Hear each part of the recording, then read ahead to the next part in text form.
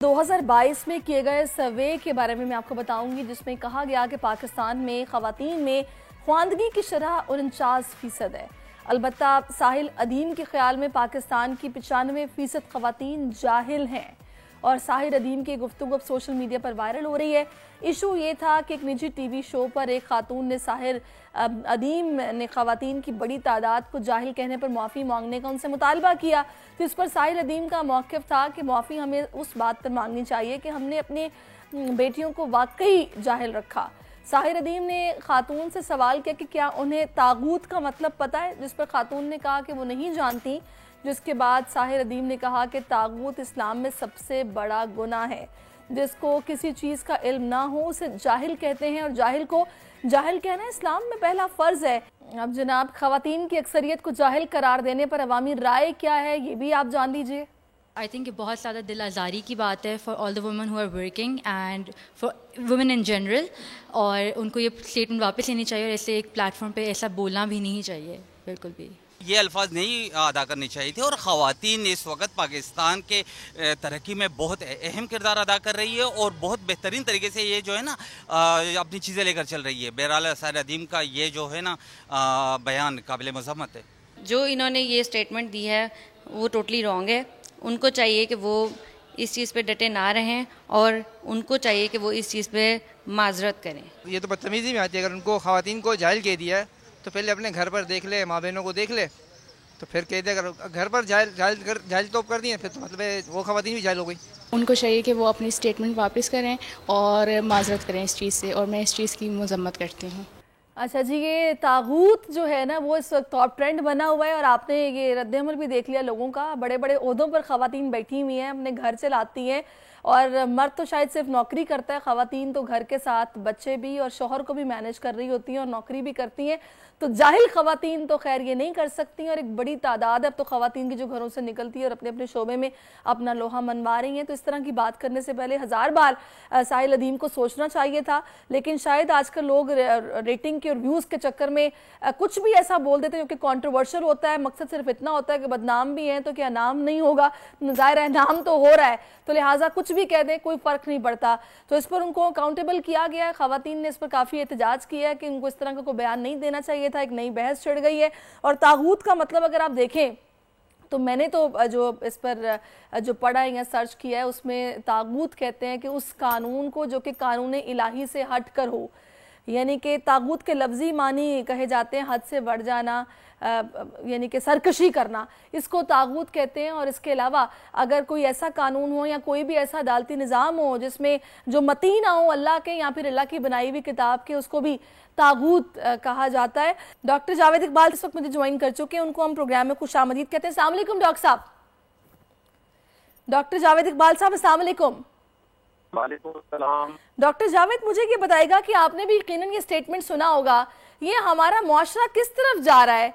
मतलब हमने अकाउंटेबिलिटी शुरू कर दी है सिर्फ रेटिंग के चक्कर में, व्यूज के चक्कर में।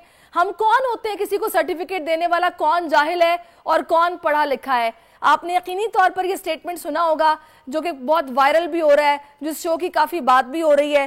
ख़वातीन को जाहिल करार दे दिया है 95% पाकिस्तानी ख़वातीन को। आप एग्री करते हैं स्टेटमेंट से?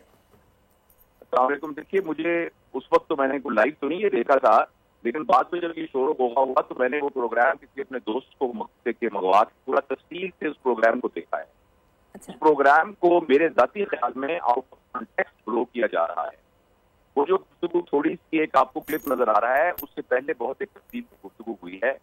उस कॉन्टेक्स्ट के अंदर ये बात इस तरीके से नहीं है कि किसी को डायरेक्ट जाहिल लेबल कर दिया गया है। और उसको ना मेरा ये ख्याल है कि हमारे यहाँ ना मीडिया के अंदर सेंसेशन क्रिएट करने के लिए बात उसमें एक बहुत ज्यादा एक हाइप क्रिएट हो जाती है। फिर कुछ लोग जिनको उसके कॉन्टेक्स्ट का पता नहीं होता, वो मजे लेने के लिए उसके मीम बनाना शुरू कर देते हैं। तो मेरा ये ख्याल है कि पहली बात तो ये है कि मैं ये समझता हूँ कि हमारे माशरे में ख़वातीन को उनका जायज हक नहीं मिल रहा, नंबर 1। नंबर 2, हमें ये मालूम होना चाहिए कि जायज हक है क्या। जायज हक ये नहीं है कि औरत जो है वो जो हमारी, या मर्द भी, दोनों के दोनों, जो लिमिटेशन हमारे सोशल नॉर्म्स या हमारे रिलीजियस नॉर्म्स के अंदर अल्लाह ताला ने दी हैं, उसको क्रॉस करके ये कहे कि मैं उसी तरह से आजाद हूं जिसमें वेस्ट में एक शख्स कहता है मैं आजाद हूं। वेस्ट में जो शख्स कहता है मैं आजाद हूँ, ये वो शख्स है जो ये समझता है कि मौत के बाद कोई जिंदगी नहीं है। लेकिन doctor Javed, very sorry to interrupt you, यहाँ पर मेरा कहने का मकसद ये है कि जब हम इंटरनेशनल या नेशनल टीवी पर बैठे होते हैं तो अल्फाज का चुनाव में बहुत देखभाल के करना पड़ता है, किसी की दिल आजारी ना हो। अगर मैं डायरेक्टली किसी को ये बोलूंगी कि वो तो जाहिल है तो जाहिर है उसकी दिल आजारी होगी, तभी वहां पर बैठी खवातीन उनको बुरा लगा, उन्होंने फौरन से इस पर रिएक्ट किया। जी ये बेटा ये तो बिल्कुल सही बात में अल्फाज का एहतियात से इस्तेमाल करना चाहिए और अपनी बातों को जो है उसके अंदर, चाहे आप किसी के साथ बिल्कुल भी आपका नजरिया में इख्तलाफ हो, लेकिन उसकी इज्जत नफ्स को मजरूर नहीं करना चाहिए।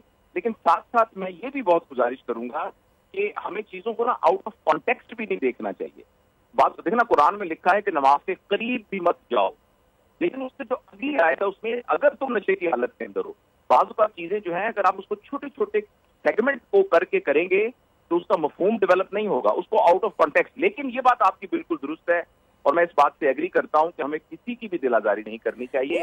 फिर डॉक्टर साहब, दिल आजारी अगर हो गई आपसे, आपने कर ली, तो फिर आपको अपनी डिग्निटी का इतना ख्याल है कि आप एक नेशनल टीवी पर बैठकर माफी मांगने से कतरा रहे हैं।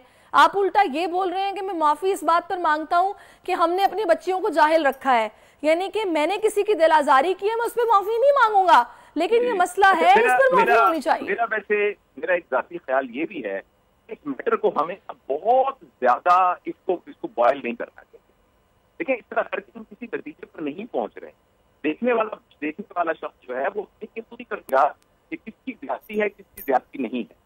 तो इसको मेरा ये ख्याल है कि मीडिया से भी मैं रिक्वेस्ट करूंगा कि इस मामले को बहुत ज्यादा ना किया जाए। ऐसा करने से कुछ भी हमें अचीव नहीं हो रहा। अगर हम सिर्फ एक शख्स को सिर्फ ह्यूमिलिएट करना चाहते हैं, पूरे मीडिया में हम ट्रोलिंग करना चाहते हैं, ये ट्रेंड भी मुझे ठीक नहीं है।